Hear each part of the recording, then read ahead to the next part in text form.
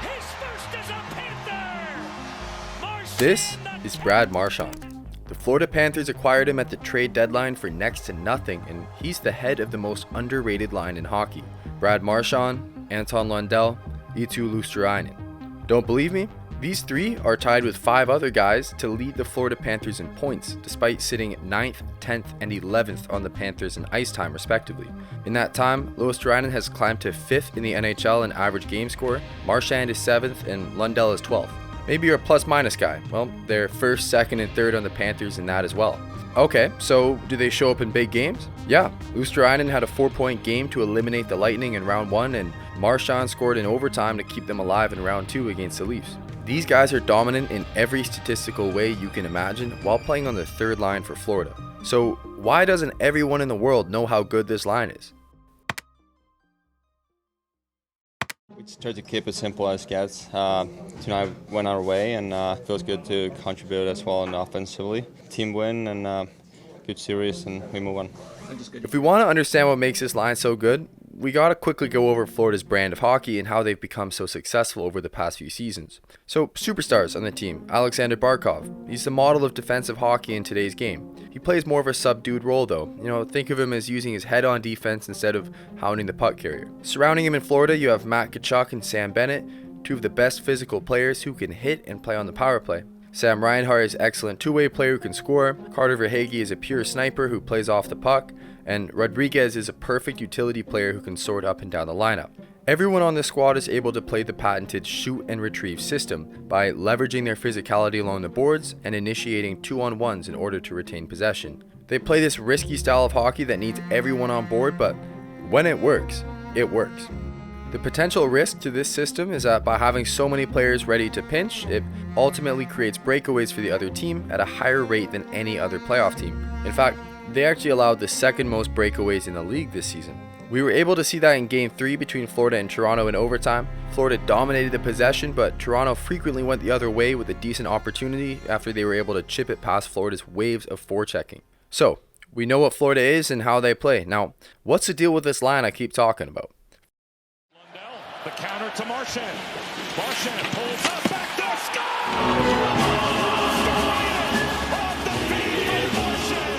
Beyond having a difficult name to pronounce and an even harder name to spell, Luostarinen has been a cog in the Florida Panthers machine for a couple seasons now. Much like a Swiss Army knife, Luostarinen can do anything out there. A jack of all trades, but a master of none. When he shoots, it's usually in the slot, but he's really there to play the cycle and continue to pressure in the offensive zone. As a left winger, he's usually 1st or 2nd to the puck in the offensive zone. His primary responsibility is to apply pressure, keep the cycle alive, and lay the body. When he's in gear, he can forecheck like an absolute beast, and you really get to see how many tools he has in his toolbox. He can do just about anything in any situation.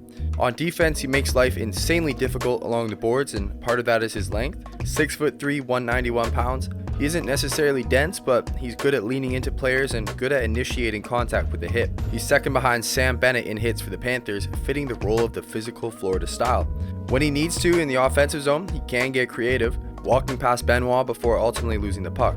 The best way I can describe watching him play, it's like his skill is exactly 1 tier below where it should be, but he has so much focus on doing the right thing that he gets himself into good positions and makes the right plays so often. He finishes every one of his checks, he has his eyes on the play at all times, and he's dedicated to making an impact in his role every time he steps on the ice.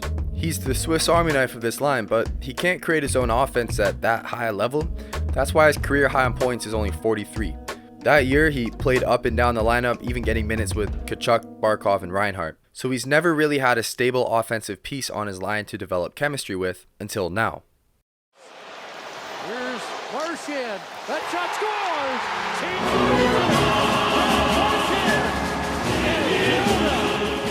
When Florida acquired Marchand at the deadline, everyone knew it was a steal for them. A couple months later, it's even more obvious how much of a steal it is because he is the caboose that pushes this line into domination territory. He's become one of the most efficient passers in the offensive zone, and his line has been focused on forechecking, getting pucks on net. He's become one of the most efficient passers in the offensive zone, and his line has been focused on forechecking and getting pucks on net. At 5v5 this playoffs, of the 40 passes he's made in the offensive zone, 18 of them were primary shot assists. As in, if he made a pass, nearly half the time the next guy was going to shoot it. It's not just tactics though. Marchand's playmaking has opened up some extremely quality looks. A quick look into the center and Luostarinen has found some open ice. Marchand finds him with a no-look pass for the shot attempt. Nearly zero time to react, but he still found the tape. You'll quickly notice how many of these passes come from working the boards, and that's due to how good Marchand is defensively and at taking away the puck while forechecking. One of the best puck battlers on the Panthers, and that's while playing on a squad of pure dogs who never give up on the puck. I mean, their entire game plan depends on them winning these puck battles, and Marchand is still one of the best at it. And he just got here in March. With guys who are a little bit less skilled, you'll find they succeed in cycle action a little bit more. Some of the special plays to break into a zone require high level thinking and quick feet to break through a defense while thinking offense. Marchand is one of the best on the Panthers at this, and it's an extra touch that makes this line truly elite. 50% of Marchand's entries into the offensive zone at 5v5 have been carried in, while 50% were dumped in. Lundell and Luostarinen are both at 41% for carries and 59% for dumped in. Not for nothing, but Marchand is also an all situations player who kills penalties at an elite level, plays the power play at an elite level, and drives a line of less talented players at an elite level. He's elite, but he also happens to be a big game player and also happens to fit perfectly into Florida's system. So I'll ask again, how the hell did they get this guy for what's ultimately just a late first round pick? I'll never know for sure, but part of it is that he's 37 years old and on the last leg of his career, but there's still one more guy on this line who's at the exact opposite end of the athlete spectrum. Here comes Luostarinen for Marchand in front.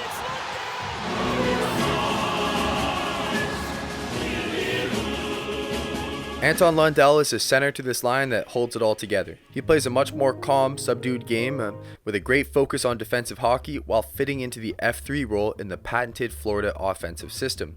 We've seen flashes of offensive greatness from Lundell, but until being paired with Brad Marchand, none of it felt as authentic as the version we're seeing right now. I think part of that is the growth in his offense off the rush. He's getting quite good at getting the shot off, even if it isn't the hardest or most accurate. It's become a bit of a trend where when he enters his zone, he shoots for a rebound.